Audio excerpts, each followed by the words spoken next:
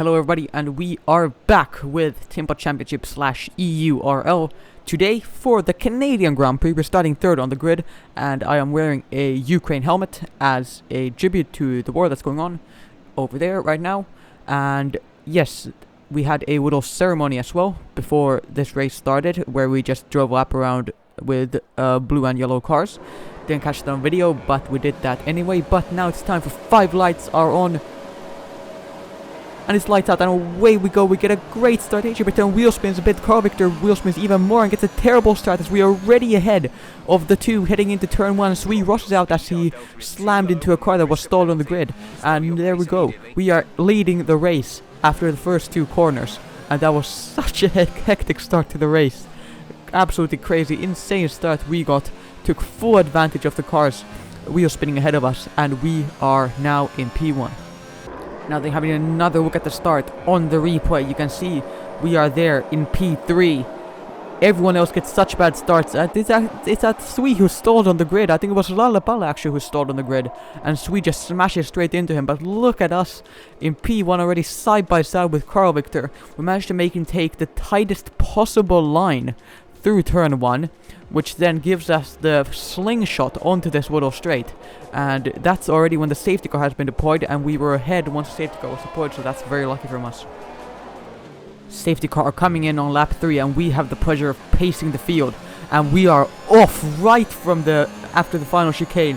And look at the gap we've already created. 4.6 tenths into turn 1 we go, and it's almost 5 tenths. This actually dips into the 5-6 tenths mark as we head through the first chicane, and we just dipped from there. We had a dominant restart, and now we're looking to push that gap as far as we can before we eventually have to pit for new tires. We had a fair few moments here with ALPINE during this race. He pitted for mediums under the safety car. I stayed out, but as you can see here, he actually does go ahead with the DRS heading into the wall of champions. We just let him have that place for now, but it's not certainly over yet as we try to stay in his slipstream for now. But will it be enough? And I'm pretty sure that we might be able to get him in the next DRS zone. We'll have to wait and see. Next braking zone, we just send it down his inside. We have the DRS anyway. We go past him in this hairpin, and now we manage to solidify our place in P1 for now. But of course we have to make that one extra pit stop that he does not. But anyway, we are leading this race for now, and that's all that matters. Here's still a bit of a battle on replay with the beautiful F1 2021 in-game shots. It just looks very nice, doesn't it, to see 2 Alpines battling it out for the lead. On lap 10, we decide that it's time for a new set of tires, trying to adjust it here on the MFD. Looks like we're going to be going onto the soft compound tire here, as we almost made contact with ALPINE heading into the pits. That was super close, and that would have been a massive discussion point after the race. If we would have made contact there, that might have ended both of our races there, but luckily it didn't. We make a 2.5 second good stop, and we are back underway.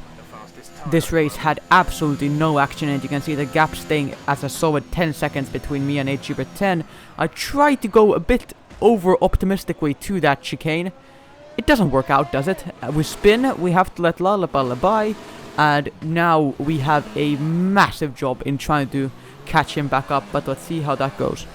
This is what happens when you think that you are Michael Schumacher in your league race. I don't recommend it, kids. If you are ever in a league race, do not believe that you're Michael Schumacher, or otherwise this will happen to you.